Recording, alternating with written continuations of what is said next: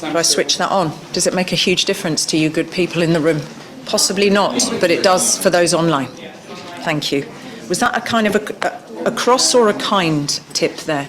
Kind. Can't tell with the Dutch. Difficult. Okay, so esteemed speakers, dear audience, if you can take your seats, thank you very much. Very delightful to have you here. Those of you who are here in Paris, and of course, those of you good people who are joining us online, a very, very warm welcome. Can I check that those of you in the room, your phones are on silent, please? The days of physical events are still quite nascent, and you may have forgotten to do this important thing. So a very, very warm welcome to the UN Summit on Groundwater and to this specific session, which is of course hosted and organised by the Dutch Ministry of Infrastructure and Water Management. My name is Katrina Sichel. I am delighted to be your moderator for the next hour, an hour in which we are going to focus on groundwater management and sustainable solutions for food and nature. We also have an illustrator called Theo, who is busy working behind the scenes, capturing some of the top lines, and hopefully we'll get to show you those right at the end. We have 3 very interesting case studies in Delta areas to share with you from Japan, India, and Costa Rica. These are going to be presented by 3 speakers, 2 of whom are with me now. We have Professor Dr. Makoto Taniguchi. He is Deputy Director General of the Research Institute for Humanity and Nature in Japan. He's a groundwater hydrologist and a cooperation member of the Science Council of Japan, and he's also a very busy author and editor, among many other things. We also have to his left the lovely Gabriela Cuadrado Quesada. She is Senior Lecturer and Researcher of Water Rights and Justice at IHE Delft Institute for Water Education, and her research and teaching activities focus on all kinds of areas: the legal areas, the institutional dimensions of water at local and national level, the role of community organisations, and we're going to hear about this in the case study that you bring us, and all sorts of other intersections between environmental destruction, food production, water pollution, and more. And still, just about, he is with us, which is fabulous. We have online there Yogesh Jadeja. He is founder and director of ACT, Arid Communities and Technologies, which is an organisation for participatory groundwater management. And he works on groundwater management aspects in semi-arid regions of the country. He's a member of the International Association of Hydrologists, and his vision, and I really like this in his bio, is to make groundwater secure and sustainable through a participatory approach and to create a model which can be emulated. Now, why did I actually share that? Because that's the reason behind why these particular case studies were selected. Yes, livelihoods in Delta areas are very much under threat, but the examples shown today really do focus upon a broad variety of practical approaches that have been and are still being, we know that, they're not solutions, all of them yet, taken on the path for meaningful solutions for all the different stakeholders involved. So we're going to look at the difficulties, the challenges, but we are going to look at specific aspects that could be adopted or adapted or replicated in other areas of the world with similar issues and issues that you may be dealing with. So we do want to hear from you. Here's the deal. When you have a question, half a sentence long, whether you put it online in the chat or whether you ask it here, please. But don't worry, anything we miss, very importantly, will be captured by these lovely speakers in videos taken after the event. So don't worry if your question does not get addressed. That's it from me. That's the preamble. Let me hand over the floor to the gentleman on my right. He's going to officially open proceedings. It is the Special Envoy for International Water Affairs at the Government of the Netherlands. His name is Henk Ovink, and I pass to you. Thank you. Thanks very much, Katrina, for opening this up, but also already shedding the light on the importance of this. There's no way we can escape. When we talk about groundwater in the context of anything we do, we find ourselves currently in a very challenging situation. Yeah? We're running out of groundwater. It's becoming more polluted and more saline. And that impact on our environment and our economies is something we created ourselves. And because we're also the driver of climate change, as a big magnifying glass and exacerbator of these challenges, we only see groundwater security to adopt a new way of thinking about this going down. Well, at the same time, we know groundwater security actually underpins almost everything we do. And you can summarize it in the way that we're losing our groundwater at a rate and a scale that is unprecedented because it's more polluted and more exploited. And these are our freshwater oceans under the ground. So on the global scale, we continue to have the same amount of water drops, but they're more in the sky because of climate driven by humans, and there's less in the ground. And what we have in the ground is more polluted and more saline. And that is undermining everything we do. We feel this in our deltas, under the threat of climate. We will hear amazing cases from Japan, India, and Costa Rica, and I really look forward to that. Cases that show with that understanding there can be action, and with that action, scale and replication of reversing course and building sustainability and resiliency. Also in a very inclusive way, capacitating individuals, community, as well as their governments. Touching upon food security, energy security, and security at large. So I look forward to hear this from the government of the Netherlands. We're not only one of the supporting governments from IGRAC, and of course one of the drivers from why we are here, UN Water and the whole Groundwater Summit. We also are the co-host for next year's UN 2023 Water Conference, and we want to hear from you in that context, because we need examples, best practices that can be scaled and replicated across the world, because we're off track. So, my couple of minutes, hand it back to you, Katrina. I look forward to hear more and also see at the end where we are in the context of next year's conference. Thank you very much. And just to be clear, as I was, you've got some really lovely, those of you who are not here, we've got some great exhibitions. I hope, who has literally looked at every single piece of work in the exhibitions? There you go. Well, when you said less groundwater, you said more saline, more polluted, just to underline, but I know you all know this because you are more experts than I. And that's a problem when it gets polluted, right? Because it's almost irreversible to fix. So yeah. Okay.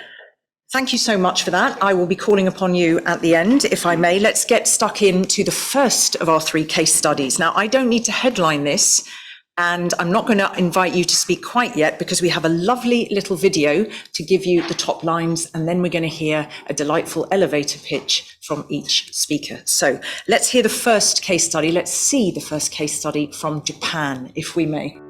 For our first case study, we're going to Japan.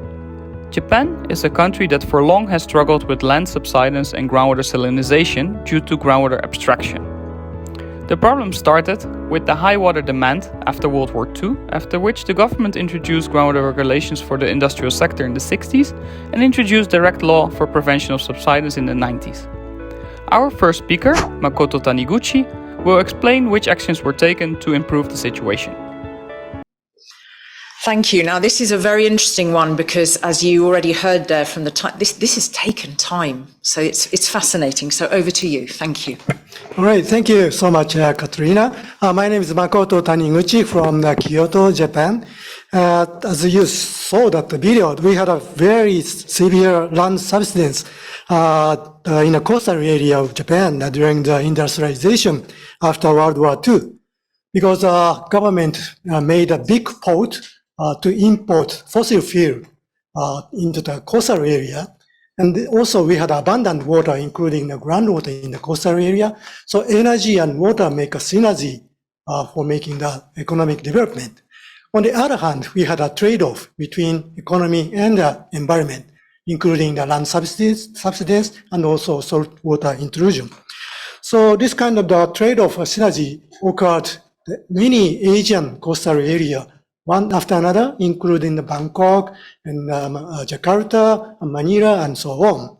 So we know the causality of the, this land subsidence of the exclusive groundwater pumping and also land subsidence, but it's happened one after another. So another problem related to the groundwater in Asia is groundwater governance. Usually groundwater is treated as a private water, even, that the water move one to others in a aquifer. So the free rider of the groundwater use is a big problem for integrated the water management for, future, groundwater management. That is the current situation of the groundwater problem in Japan and Asia. Thank you very much. And if you have questions, we are going to hear more. That's not all you're going to hear. We are going to go more into the details. We're just getting the top lines. One quick question for you. You said there right near the start, and there was this trade-off between the economy and the environment. And I know from all the different sectors I moderate in that the social, the economic, the environmental. Right. So there must have been quite some shift in that time then, because we can no longer have this trade-off. So there has been a progressive understanding. Right. And the first stage of the industrialization after World War II, we consumed a lot of water and energy for more, metal type of the industry, and we consume a lot. And then we realized how to reduce the consumption of the water and energy. But so the industrial structure changed from one sector to others. But still, that we need a lot of energy. The self-sufficiency of the energy is very low in Japan. So we have to import a lot of fossil fuel. And on the other hand, we had a lot of water. So abundance of water exists because Japan is located in the monsoon area. So abundant water, particularly in the coastal area. So a lot of water, on the other hand, very little energy. That make it difficult to develop the economy. So, the energy efficiency increase, but also we have to shift, that the structure of the industry from one to the other. Yeah. Thank you. Thank you very much. More from you in a moment. So can we turn now? I believe our next video is from India. For our second case study, we're going to India, and more specifically the Gujarat state, which has a dry, subhumid and arid climate. Gujarat has the longest coastline of all Indian states, with a total of 1,663 kilometers. It only has 600 millimeters of rainfall annually, and its main challenge is salinisation due to groundwater abstraction. Our speaker Yogesh Jadeja will discuss the participatory approach they have used to tackle this. A second, Yogesh, can we hear you? Tell us more, please, sir. Welcome. Over to you. Thank you all. As you mentioned, this Gujarat state is receiving 600 millimeter rainfall, but my area where I am working is receiving just 300 millimeter rainfall. So you can understand how the severity of the rainfall input in this area. Second thing, we in Kutch, it's already arid regions. Industrialization is one of the major development parameter that is pursued by the government. Simultaneously, the agriculture is also promoted by the government, but largely because of the Kutch is in a very catatonic kind of the geological area. So we have very limited outside water availability in this area. So the people are normally extracting the groundwater. Large chunk of dependency is on the groundwater only. So industrialization, along with industrialization, the successive development stages in urbanization altogether have increased the groundwater exploitation. And because of dearness in the coastal area, along with that, we are also having a sedimentary kind of the rock formation. And largely the sedimentary formation are deposited under the sea. So altogether have make a groundwater more susceptible toward the salinization. And above all, the seawater ingression is also one of the major problem we have faced over here. So, but the problem, along with this, the environmental problem, another problem was the lack of knowledge system, lack of understanding of the hydrogeological science and groundwater balances and the data. So, and the community were also very having very low understanding toward the groundwater, and there are some myths prevails also, like Indus River is feeding our groundwater resources, aquifers. So people are day by day they are extracting the groundwater.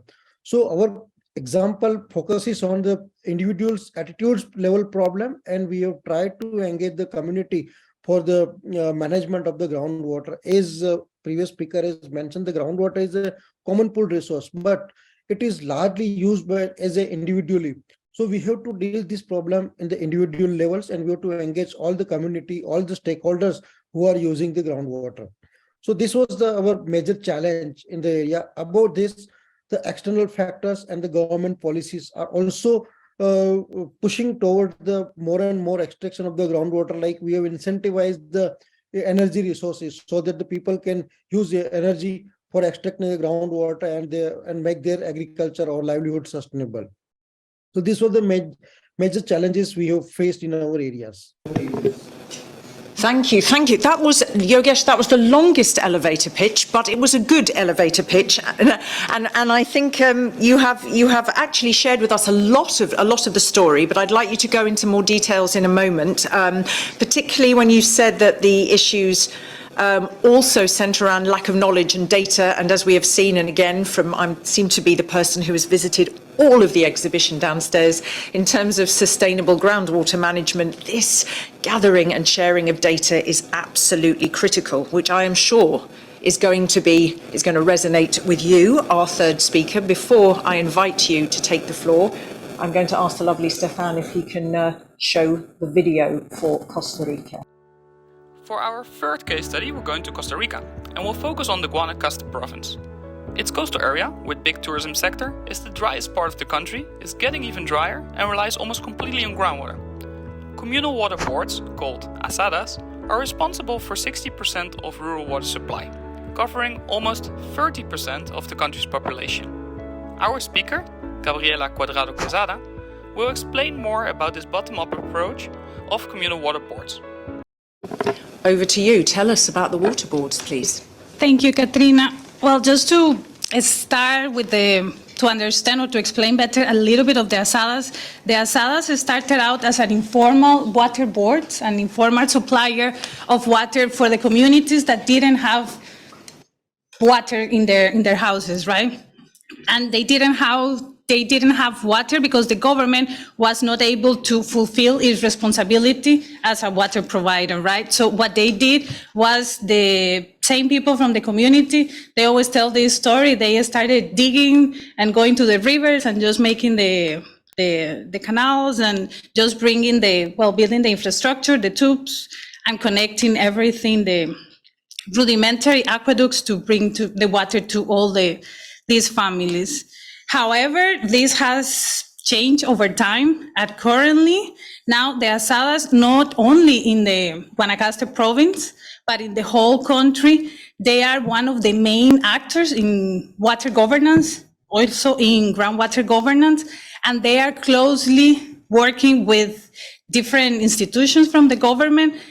However, there are different problems. So just to start explaining a little bit more, these asadas, or rural community, they don't like the word rural, they say that we are community water boards. So these communities water boards, they have created a space for political participation of all their communities, right? So people feel empowered.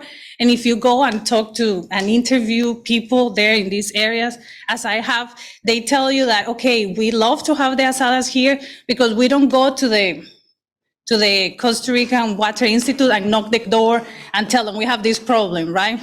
But with the asadas, we can do that. So it's like our neighbor, and we say, okay, we need this, we need that. So they have created this space, and some scholars, some researchers and practitioners have described the asadas as the most participatory figure in Costa Rica when it comes to water governance.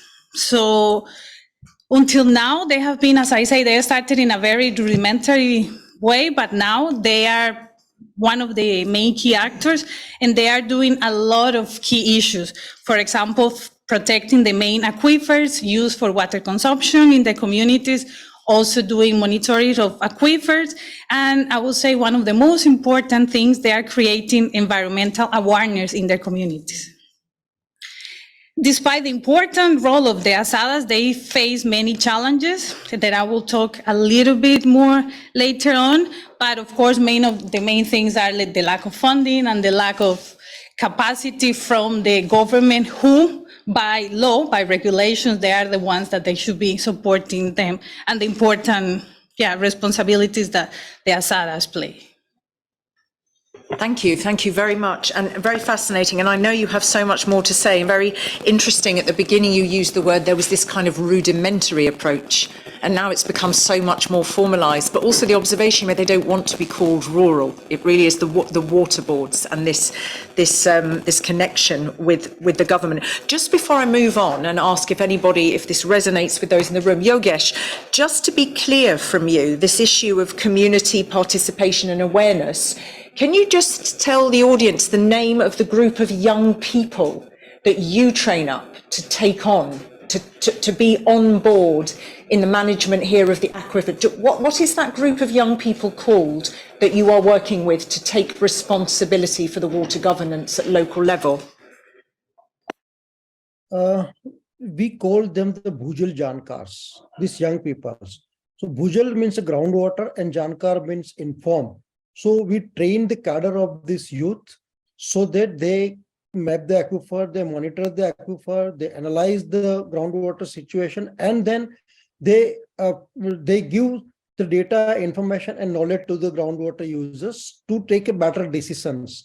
So decision making starts from the small level, like village level, panchayat institutions, or group of farmers, or this kind of the people, so that with the help of science and data, they can estimate their groundwater, and then they plan the water utilization. So this is the important aspect that we have chosen to, and we initiated this process like beginning from aquifer mapping with the help of this youth, so that they understand the whole aquifer scenario, whole localized hydrogeological science, and then based on that, they create awareness among the users at the smallest individual to group of groundwater users to an institution or even industries. So these people, we call them Bhujal Jankar. In short, we can say the BJs also. And this was the very interesting experiences of us. Thank you. And I just want to pick up on this issue momentarily of timing, because I know that when we spoke before this event, you were saying, there was this 3 or 4 period of understanding the aquifer, then there's another 3 years of mapping the aquifer, and this sense of timing is very critical. If I turn to you again, the example from Japan, I mean, you spoke about the situation arising after World War II. It's been an incredibly long evolution. I mean, I think one of the messages is we need to be looking at this much more closely, because it takes a lot more time to manage than surface water issues. Is this correct? Yeah, that's right. We have to think about historical, change, what we manage the groundwater, not only the land subsidence due to excessive groundwater, but also groundwater contamination due to other type of the industry occur. And also that's green revolution, how much groundwater extract for food production. So, we have to learn how to, historical event change the groundwater management for long term. That's, we have to think about, not only current situation, but also, more historical event too. Just before, because I promised I'd opened it up to the room briefly, anything, I always like to say anything you want to what did you hear, or anything you want to comment or add that resonated for you in your 2 fellow speakers' situations? Well, I think one thing that I was thinking while listening to them is like with groundwater, we always have that, let's say, situation, that issue that we have done it in the past, that we treat groundwater as it was like surface water. So we start like, okay, let's put this, let's arrange this. But then we start to understand that it behaves in a very, very different way, that the processes are slower, that when a groundwater resource is depleted, it's much more difficult to recover, like with a river, for example. So all these complexities, we see it all the time. And of course, for people who are governing these aquifers and they are using this water for water consumption or any other use, of course, it's more challenging for them to understand that we need to look at these differences with surface water, that sometimes I think they are not very, very clear from the beginning. Let me just, if I may, if you can hold your thoughts for a moment, check in. Does this resonate with you when you hear the projects you may, I mean, I don't know who you all are. We wanted to do a poll. We weren't able to orchestrate that online. Who's dealing with issues of salination or familiar with or projects? Okay, and subsidence? Everyone? Depletion? Okay, and transboundary issues, just the nature of getting all of these stakeholders on board, and also in that transboundary I cannot imagine how utterly complex that can be. Before we move on and just look a bit more into specifically linking challenge, action taken, solution, not solution, but at least progress. Just to go back again to Yogesh, there was something that I wanted, this data sharing and that's right, sorry. In the depletion, you did say something interesting, Yogesh. You explained to me that there's been a big mindset change in the community where you are. Less, let's use all the water, and more, let's make sure let's top it up. Let's make sure the reserves are there. So there has been a change from this depletion approach, also aided by, I think you were saying to me, more water efficient crops. So there's been a whole kind of holistic approach. Tell us about those solutions to that particular challenge. Yes, Katrina. We have selected two types of the solution. One is to improve the resource condition by recharging the groundwater, and that way increasing the groundwater level as well as the improving the groundwater quality also. So there are some customized solutions like artificial recharge tube well, some riverbed recharge tube well. Identify critically. Just a second. You actually sound like you've gone under some groundwater. Can you be a little bit closer to the mic, because what you're saying is very useful, but it's quite muffled. Just go back a couple of sentences for us. And slow down a little, just a bit. Thank you. So see, we have selected two levels of the solutions. One is the improving the groundwater resources by recharging the resources so that we raise the groundwater levels, number one. Number two, by improving the groundwater recharge, we are also improve the groundwater qualities, because it was a seawater intrusion problem and inherent salinity problem. So the two-way, and then we have demonstrated with the community, with some of the groups. So then with the immediate result, the community get motivated. But the question is still ahead with us, because if we can't manage the utilization, that's where we have also focused on the demand side management. And in demand side management, we have selected 4 or 5 type of the solutions, like one, behavior changes, the practices changes, like from water intensive crop to water efficient crops. We have also silently we introduce some of the cropping pattern in such a way so that that replace the cash crop, but it can help some like the animal husbandry and other source of the livelihood. So without hampering any economical situation of the particular family, we have manage the supply side management and also engage him for the demand side management. And that's where the whole scientific magic is there. And that's where the Bhujil Jankar has played a very, very important role. He reduced the gap between the science and society. So that was the key aspects. And these two types of solution and both of these solutions have lead community to take a collective decisions, because groundwater, if we use the individually, but we can't take the collective decision, we can't manage the groundwater. So that was the fascinating thing. And also, this is not only within the one village, because our aquifer was shared by the more than 300 villages. There are 16 industries and 6 towns are there. So altogether, this was covering the almost 55% population of our district. Okay.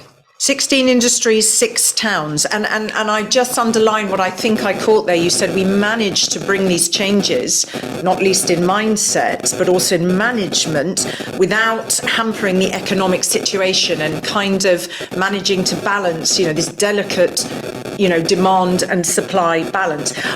not now, because I'm going to turn to the other two speakers, but we're just going to take it a bit further and extrapolate into how this links kind of to policy. So that obviously, the idea is that we scale up here, we replicate, that there is this critical link with government. So I'll come back to you on that, but let me ask you to perhaps expand upon a couple of the challenges that you have already identified and how you approach those, and what you still, if you could wave a magic wand, would like to happen.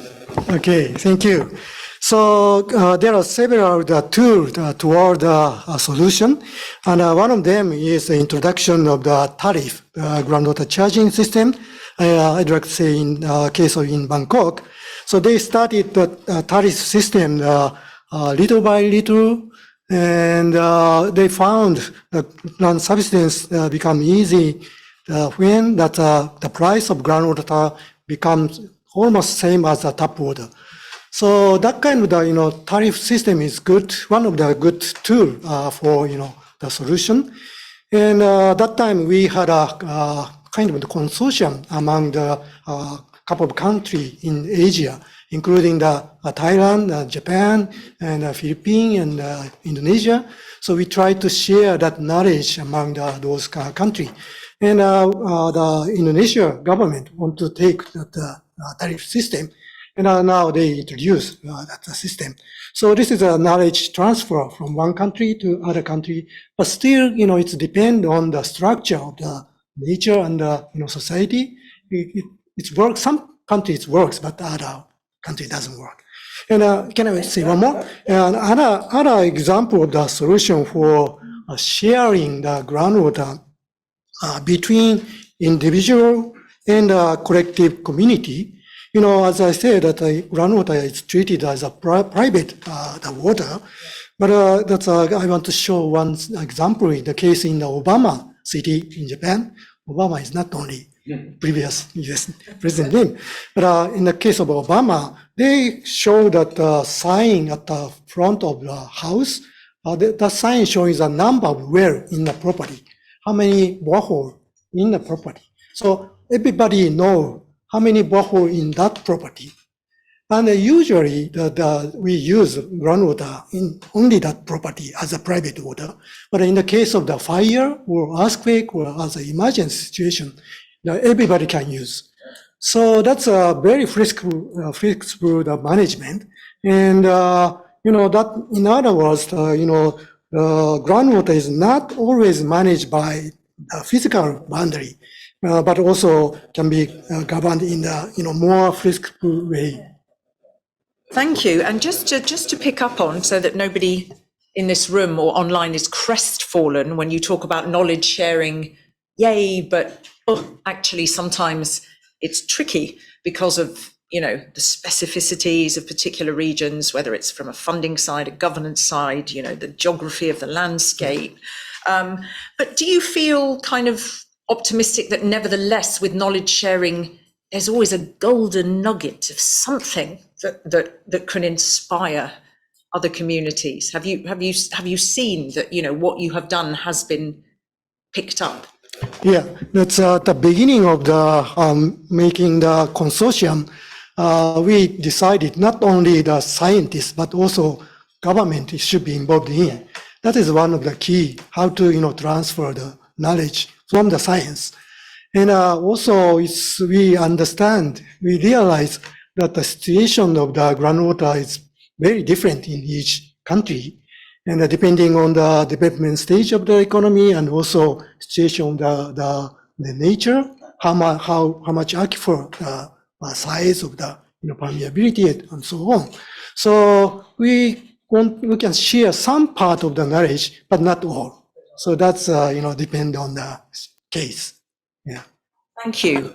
We'll come to that in a minute. Have a read in the room. I hope, Yogesh, you can see, but let's just hear, first of all, from you, importantly, those challenges. And I know you were one of the first to say, Kat, if we call them solutions, it might be a little bit too promising, but certainly the actions and the initiatives, but what you still need to see.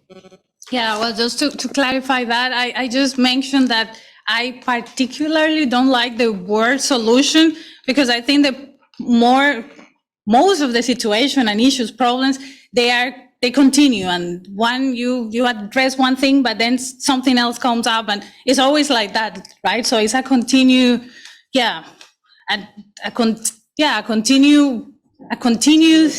ways of really addressing situations and doing water in the best way that we can. So just to explain a little bit how I'm looking at this when I'm talking about the asadas, and particularly in the coastal area in the North Pacific of Costa Rica, the main problem that they have, of course, the asadas continue to face the problem of the growth of tourism, because that is a very nice area with white sand beaches. So of course, there is a push for continue to develop the hotels and associated real estate. And of course, all that comes with a lot of water use and swimming pools, jacuzzis, golf camps, and et cetera, et cetera, et cetera. So of course, that is something that for many of the communities there, they will tell you that there is not, let's say, is not well synchronized, the development that is coming from the center, from the national government, saying that, okay, let's keep promoting tourism there without taking into consideration the situation of groundwater, the vulnerability of groundwater, and also the climatic conditions of that area. As we saw in the video, is one of the areas where it rains the less in the whole country. And sometimes during the summer, there's no rain at all, right? So everything gets really dry, the rivers are dry.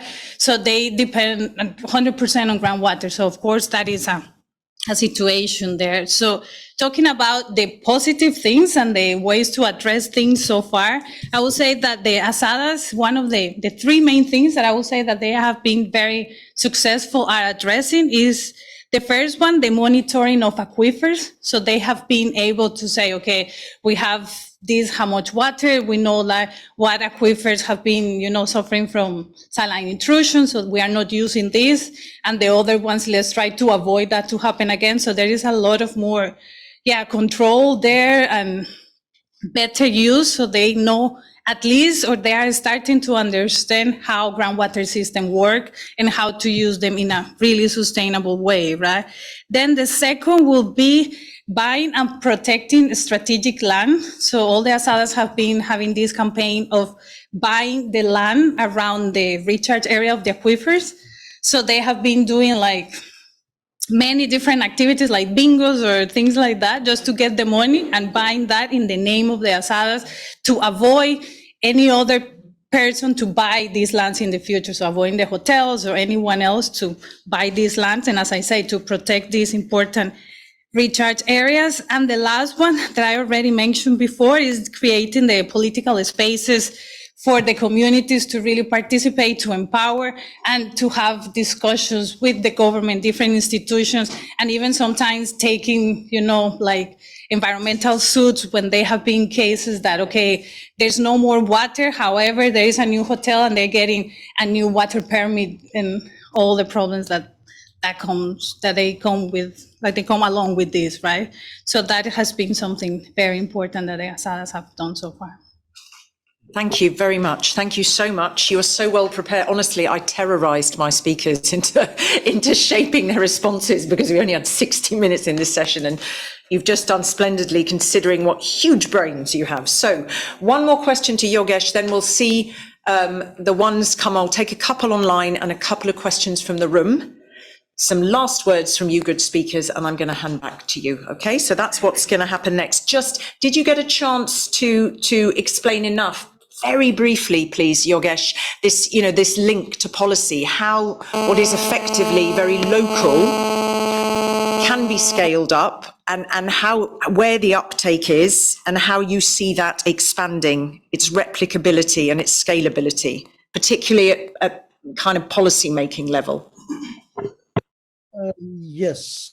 See, based on our experiences, we regularly inform the policy, and in the policy level, there are three major aspects has been adopted.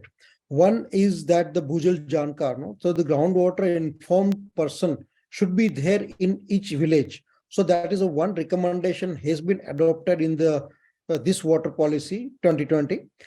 A second thing, this participatory groundwater management is a sustainable approach for and climate resilient approach as a climate resilient approach. It has been adopted, and now Government of India is implementing Atal Bhujal Yojana, which is also as a name is given for the groundwater management project, and in 7 states. The first phase is the piloting of the entire project, and in next step, the entire country may be covered with this thing. And third thing is entire decentralized plan. The decentralized plan means at the smallest scale, like village scale plan, should consider the hydrogeology and aquifer. The entire plan should be based on the aquifer characteristics or hydrogeological study-based plan. So these 3 aspects has been adopted in the policy and also implementing by the governments. So this we are able to scale up this entire. And fourth important this thing is to generate a new next generation leadership. So groundwater and any water cannot be a 30-40 years program. It should be the intergenerational process. So that's why we have the Bhujal Jankar and the formal academic education system. We also try to influence the academic and student system so that this kind of the ground level experience goes in the education system, and the new next generation leader we can generate. Thank you. Thank you so very much. Should we see if there's a couple of questions online, and then I don't know if anybody's got a question for any of our speakers in the room. We have some. Here we go. For everyone, what are the measures of groundwater management and sustainability? I think we've spoken about, well, I think you've done quite a good job already on that, but if there's anything that you didn't talk about or any particular measure that you would like to underline, please do so. Hold that thought. Africa has a lot of groundwater, but people in Africa are really suffering with no water or food. So how can people in Africa effectively manage groundwater to enhance better solutions for food and security? And of course, with climate change, with all these extreme events, we are faced with them more and more and more happening globally. How can we protect groundwater resources? Again, anything that you haven't touched upon. So shall I come to you first? Yes, thank you so much, Makoto. Okay, so I will try. I'm always thinking to think about how to groundwater management and sustainability in a 3-layer. The first layer, that's a more outer layer, is groundwater itself, how to manage groundwater. And second layer is how to make a sustainable society. But third layer is more humanity part. That's more how human think the groundwater itself, how to share the knowledge, how to mind change, that kind of the humanity part. So there are 3 layers exist for groundwater management and sustainability, and we have to connect all together to make the whole issue. That's what I'm thinking. Thank you. And of course, the humanity part, which was so beautifully, the example that is so beautifully given by Yogesh. Shall I come to you, Yogesh, and ask if there's anything you want to add to that? And then I come to you also, Gabriela. Should we just stay with this issue on measures? Anything you'd like to underline and keep it beautifully concise? Thank you. See, sustainability means that is one thing, collective decision making, that it attracts me a lot. Like the collective decision making on the groundwater utilization part. That is one of the sustainability measures that I see, and direct connect of the community for groundwater management. That's another thing, and maintaining the balance between the groundwater quality and groundwater level. These 2-3 things are, I think, they are the measures, and everyone should do this.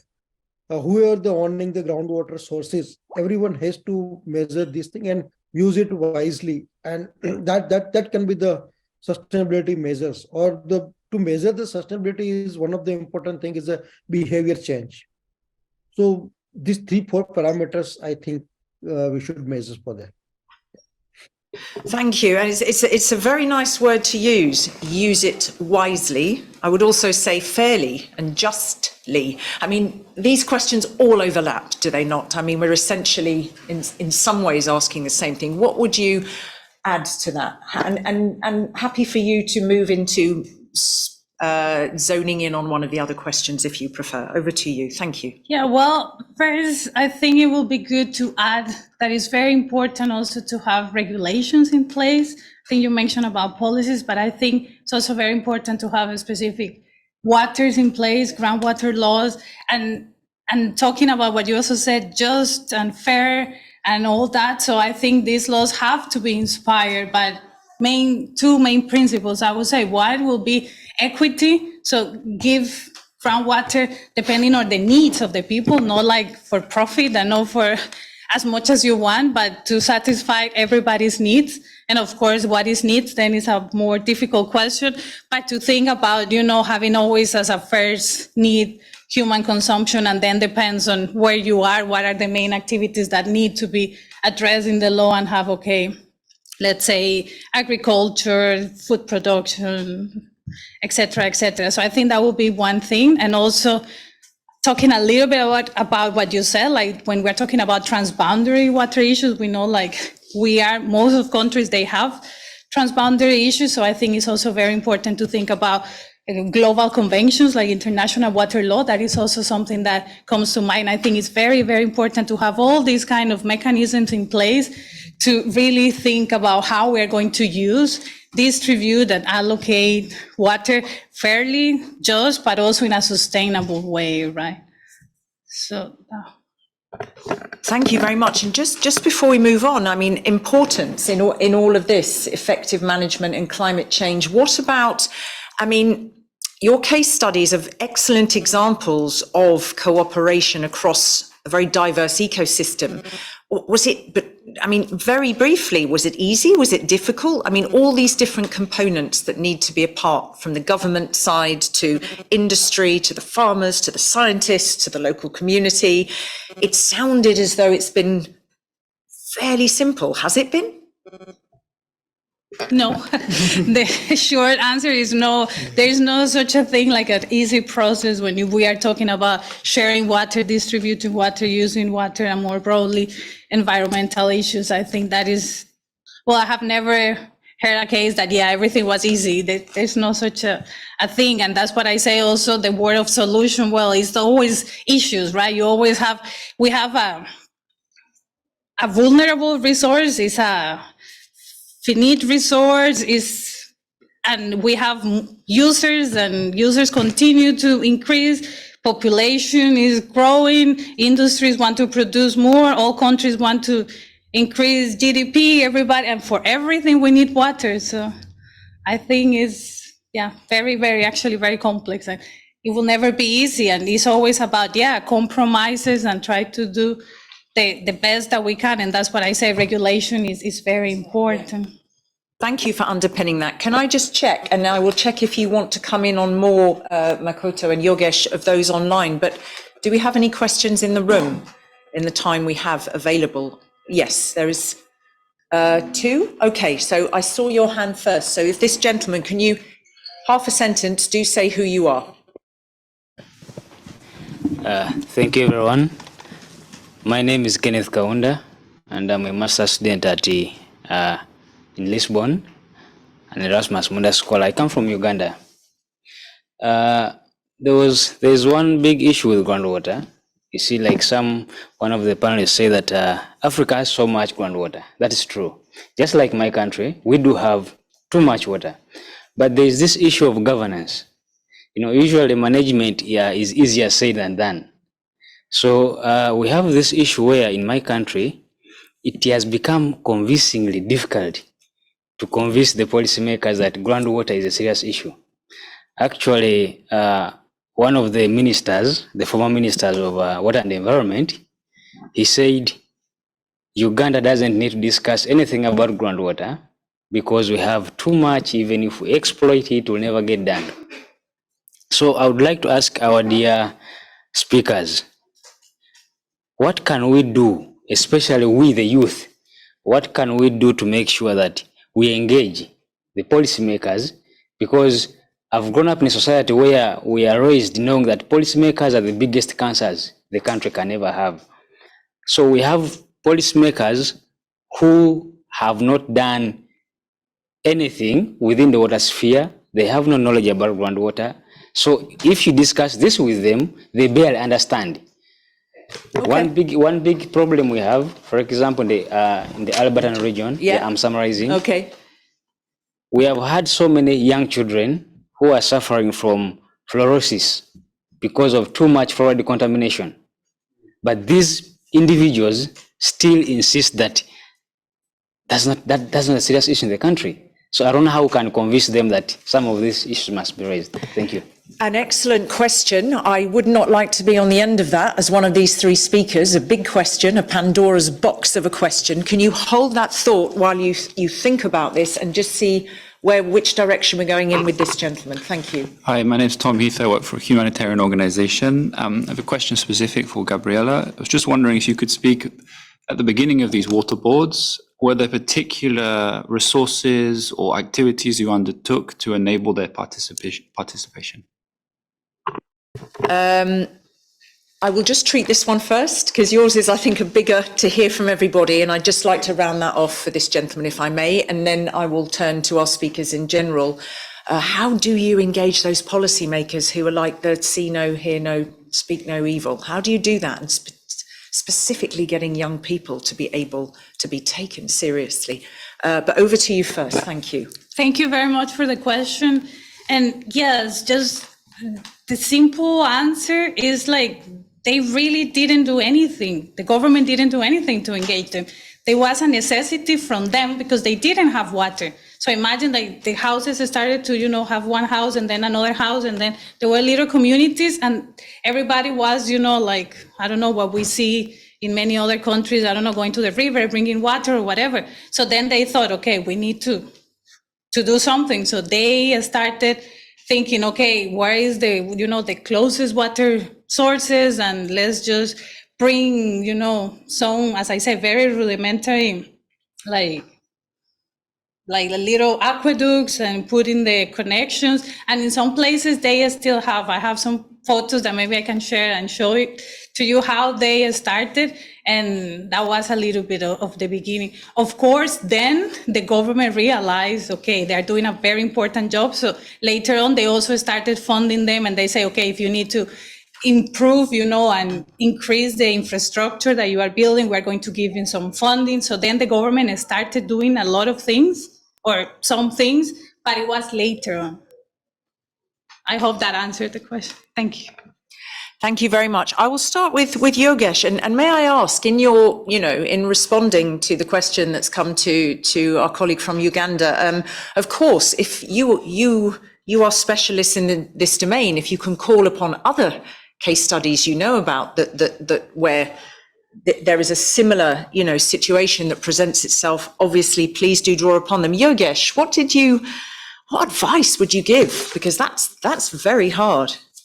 To our gentleman here, how do you engage policymakers that just are unaware but don't even want to become aware, and then they are aware and then they say, but it's not a problem?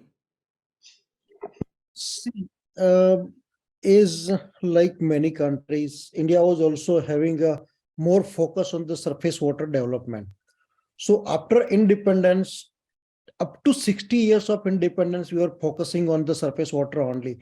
But what happens with the surface water, in the command area, the lot of the agriculture was survived by the groundwater. And when the groundwater has started depleted, then the all surface water resources are also face the limitations. At that time, the problem came on the surface. So that was the one opportunity in front of us, where we have demonstrated some of the groundwater management program across the country with 3, 4, 5 organizations. And then when the policy level and the groundwater problem has come on the surface, at that time we have in India, we were having a planning commissions. So they were doing the 5-year plans for the resource management. And the first time after the independence of India, after 60 years, the first time the groundwater problem has been thought by this government. So at that time we captured that opportunity, and before that we have initiated some of the processes.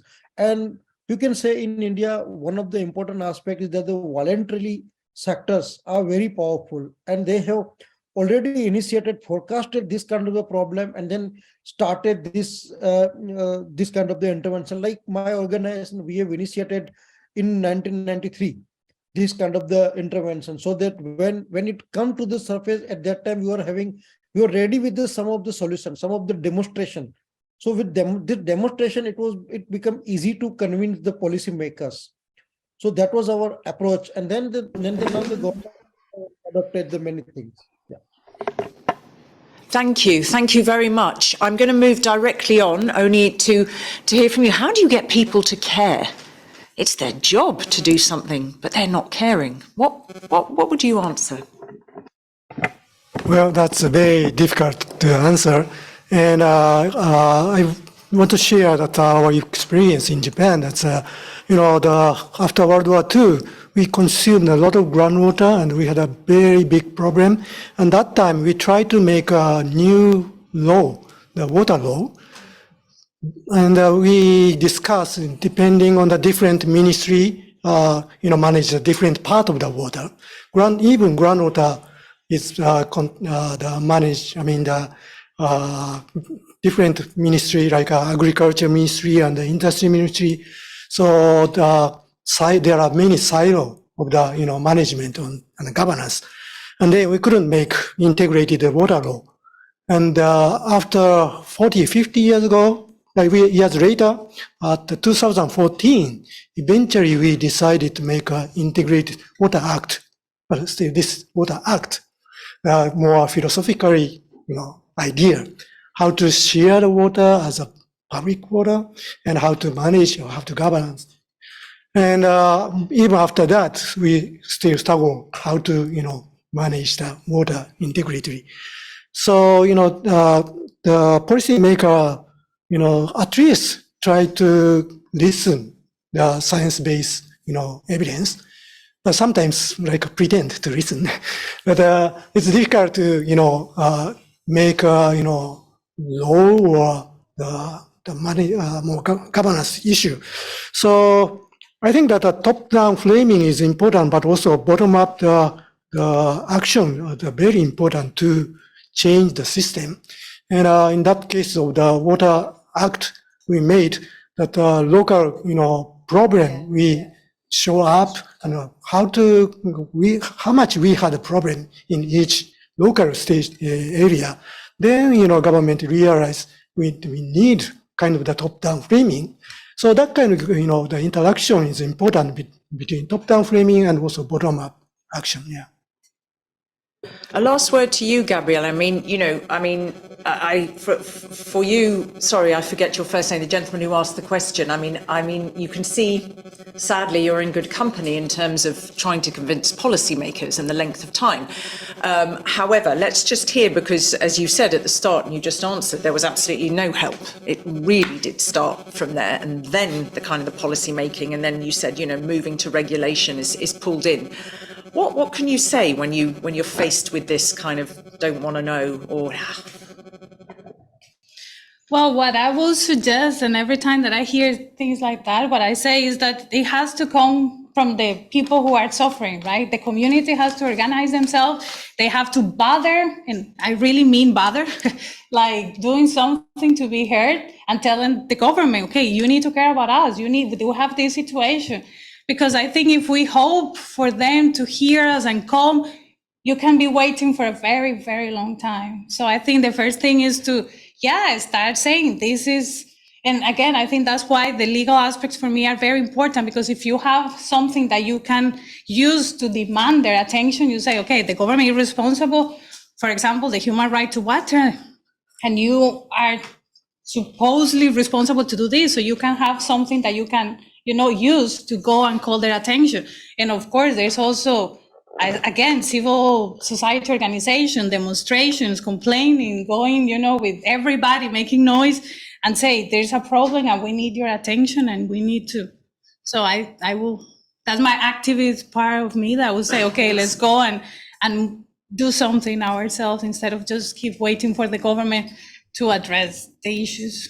Absolutely, but hey, no apologies for the activist side. I think the activist side married with what we heard there is the demonstrations and bringing the scientists, the scientists who know how to deliver that information so that you can't be batted away. But I think you said bother them, go and bother them and make some noise. I think make some noise is a good, not saying it's easy, but I hope there is something in there from these good people. Can I hold that thought now? Because we need to round. I've got a nice little, I know that, I have the time. I'm giving it to you, Henk. Tell me what you heard. You can do the summary. You can do my job for me. Well, I would not have that ambition.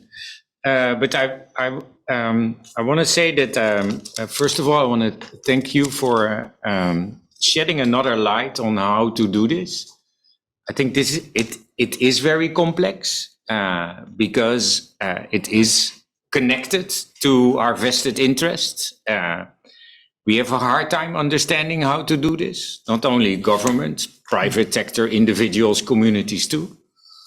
But where it felt first and foremost is where, from an activist and a provocation perspective, it can start, of course. And I've been part of many activist and provocative approaches that really help provoke the either lack of or the defaulting system.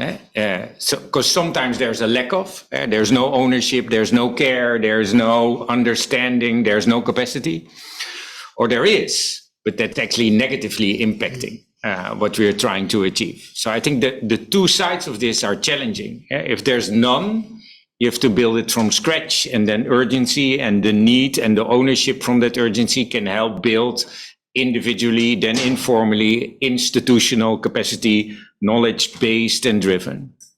But if there is institutional capacity, but it's actually on the opposite side, then it's more challenging, because then you have to overcome a past practice that is institutionalized, where vested interests are way beyond often what you can influence. So it is what I've been hearing now is that, I'm not saying it was easy, but it was tough.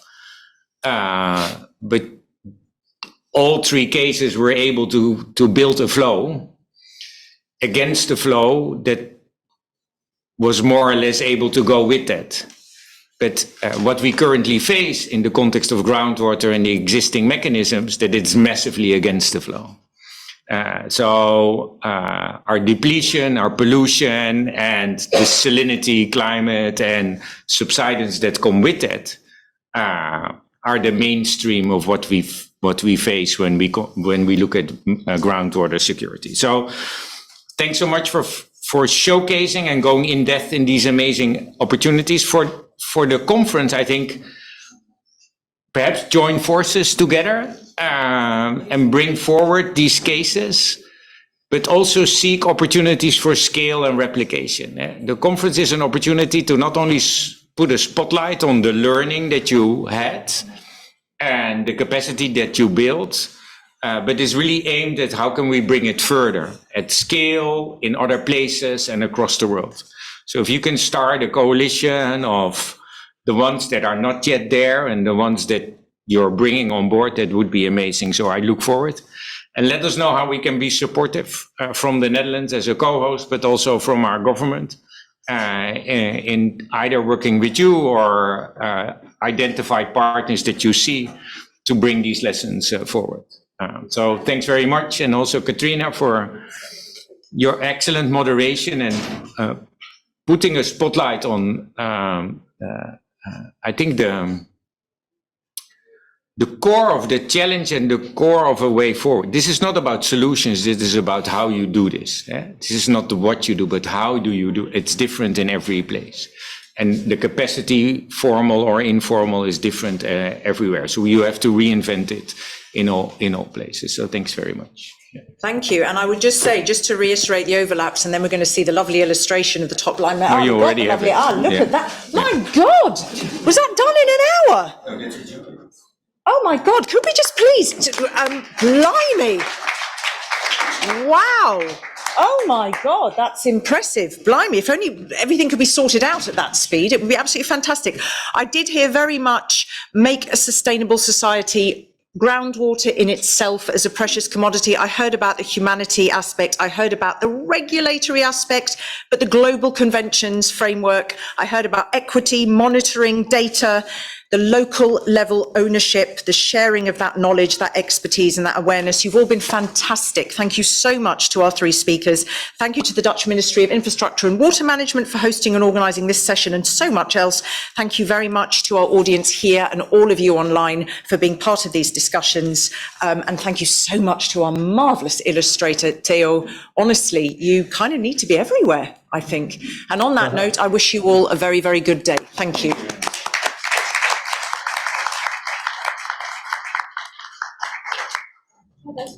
Wow. How did he do that?